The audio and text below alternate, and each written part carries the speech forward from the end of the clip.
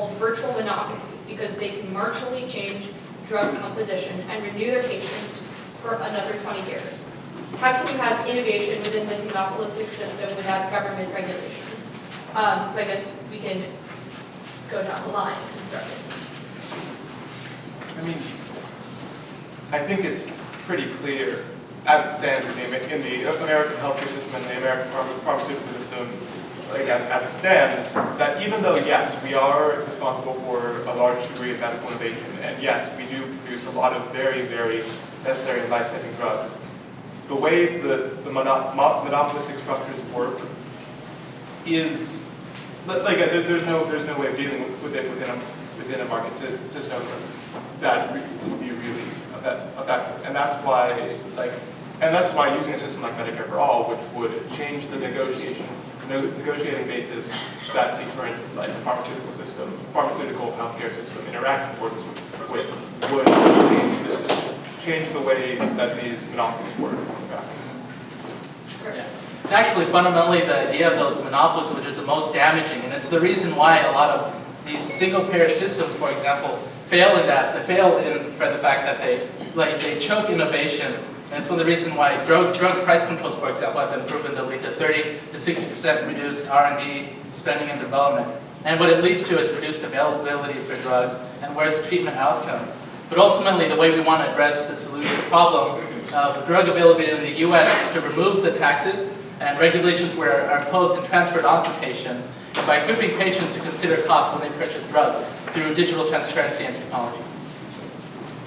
So I personally favor of providing subsidies to encourage research and development by pharmaceutical companies. And I want to call everybody's attention to something called the Orphan Drug Tax Credit. Now this was implemented in the 80s in a tax bill. And what it did was essentially it provided high subsidies for pharmaceutical companies who were producing drugs for very niche markets of individuals who had very niche illnesses or various illnesses that didn't affect many people in the United States, but they were illnesses that were life-threatening and they needed very specialized form of care and drugs for. The most recent Tax Cuts and Jobs Act passed by Congress and the Trump administration actually cut those subsidies in half. So by removing subsidies, promoting research and development, we are actually, there is no motivation for drug companies and pharmaceutical companies to invest in people like people with cystic fibrosis who have what is called an orphan illness. Thank you. So I think there's actually been a surprising amount of agreement between some of the more liberal groups in the review, but one thing I would say is that I'd be really cautious about creating huge new subsidies for drug companies. The 5 wealthiest counties in the US are the ones that surround Washington, D.C. If you're talking about creating billions of dollars of new subsidies, it's going to turn into like a crony bureaucratic nightmare, would be my guess. We do pay more for drugs in the US, but it's because we get faster access. Between 1995 and 2005, 12 new cancer drugs were introduced in the US versus 13 in Canada, France, Germany, Japan, Switzerland, and the UK combined. So we pay more, but we get more. If you really want to talk about the biggest hurdle to more drugs, it's how onerous the FDA review process is. Because not only do they have to make sure that every single drug is safe, which I'm not arguing for total laissez-faire, they should make sure it's safe, but they have to make sure it works. And that takes years of clinical trials and extra money, and that's what you're paying for. You're not paying for the innovation of the drug. So we have a quick fact check on the question about keeping your doctor. Is that what that's for? Yeah, so when it comes to keeping your doctor in a Medicare for All system, it's fundamentally based in how the system is set up and whether or not it kind of has to do with the registration process with how like a patient may register in Medicare for All. And since the US does not have its own Medicare for All system yet, there's no way to say that you can guarantee someone can keep their doctor, but there's also no way that you can say that someone can't be guaranteed their own doctor. So it's kind of a gray area. Also, again, what it would be is you can claim as a guarantee, a standard guarantee. I mean, this is what they say in like Canada, right? That you're guaranteed like, say, a doctor treatment like up to 4 weeks, but the ability of the government to be able to like honor that, for example, is a different question. Yeah. So yes, that's. So we're going to move on to our final question before concluding statements. Correct me if this is an unfair conclusion, but my take from our earlier conversation was that the two conservative groups argued that healthcare isn't a right that the government is responsible for providing to everyone.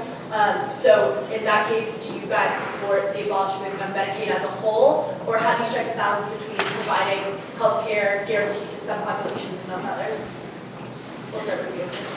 So I think that Medicare and Medicaid are well-meaning but generally ineffective programs because they take choice in large degree away from the consumer. The way we should be supporting health is through vouchers, I think.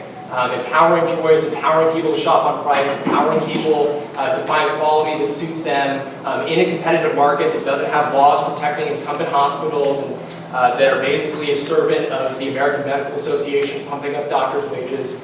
And I think that's a key to this as well. And I'm running out of time. And I'll talk more specifically maybe about what those subsidies look like in my conclusion. Yeah. Ultimately, the issue, at least with, again, Medicare and Medicaid, is one of the reasons why healthcare is so expensive in the U.S. to begin with. Firstly, again, you have the problem of me paying for a into service, which I don't know the actual costs of, which incentivizes me to overconsume. That's the idea of moral hazard spending established by the Oregon Health Experiment. And you also have the government spending other people's money for services they aren't even going to use. And what this ends up producing is waste in terms of money, and ultimately, the states can't sustain that. 70% of Medicaid states funding, by 2030, 70% of all spending is supposed to go to Medicaid. We can't sustain this, and eventually, if the government's going to take promises away, who's to say Medicaid's next? Thank you. So you will now each be given a minute to offer a concluding statement. We'll go in reverse order of the opening statements. So, Democrats, start. Well, I wanted to thank everybody for their time tonight. I know it's not really the best thing to do to go to a healthcare day on Thursday night for violence, but I appreciate everyone coming out. And really the message that I want everyone to walk out of here today with is that we can't be reckless with our spending. You know, I do agree with the review that we should be streamlining FDA processes, and I think that by empowering the FDA to provide more oversight over pharmaceutical companies, but doing it in a way that they can process these claims and process things like requests to increase rates would be very beneficial to both consumers and the corporations. I do also want to, again, discuss the idea that we provide people with a sort of ATM-like system where they have access to their own medical records, in which case they could essentially break up local monopolies of hospitals, really changing the way that we view healthcare networks. They could, if I'm from Arizona, my health insurance is mostly from Arizona. I want to be able to keep my health insurance when I come to Stanford. I think that systems like these that help us support consumers would be the ideal solution. Thank you very much. See, well, way on next, right? Yeah. Yes. Okay, all right. So ultimately, even with healthcare, there are things we really don't appreciate until it's gone. We take our health for granted until it's gone. And most importantly, we also take our freedom for granted until it's taken away. Now, again, Obamacare took that freedom away by taking away the plans, by taking away the doctors, by taking away and punishing poor and middle-income families by stealing the fruits of their labor. Ultimately, if you believe healthcare is a right, you just have to remember this, that rights don't infringe upon other people's rights to be able to live their lives into their own property. Single payer says that, no, we actually haven't even gone far enough and exacerbates that problem further. I just encourage you guys to look to the U.S. system, which prioritizes innovation and high healthcare quality.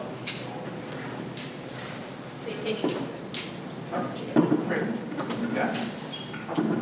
Yeah, I just want to thank my other debate participants. I feel like we spent a lot of time talking about the economic details and the logistics of changing the American healthcare system. And that's very important. Of course that's important. No matter what we plan to do, it has to be done with care to prevent the problems that have resulted from prior attempts to change the American healthcare system, which we've seen over the past decade. But the reason why we care about healthcare is not because of various costs, it's not because of insurance markets, it is because of profound moral issues and profound issues of freedom and who has the right to health and the right to life in America.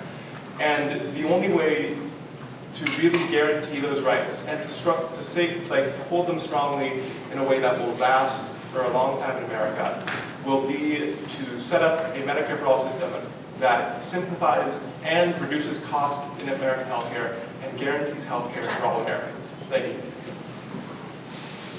So I want to talk a little bit more about the programs for the board because I think I spent a lot of time, rightly, but too much time maybe talking about some of the regulations that are out there.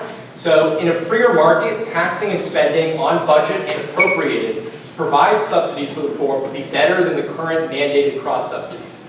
Because of those mandates and the employer-provided tax deduction for healthcare, we already have a quote-unquote single payer. It's the federal government. The argument that a single point of entry, though, a single payer or a single provider, may be more rational and cost-effective than the current system for the purpose of providing subsidized care is not as crazy as Republicans make it sound. As long as it allows for a freer market for the majority of Americans who own cars, houses, TVs, and cell phones, and can pay for better services and a freer market. Single payer also usually means, at least when Democrats say it, single price setter.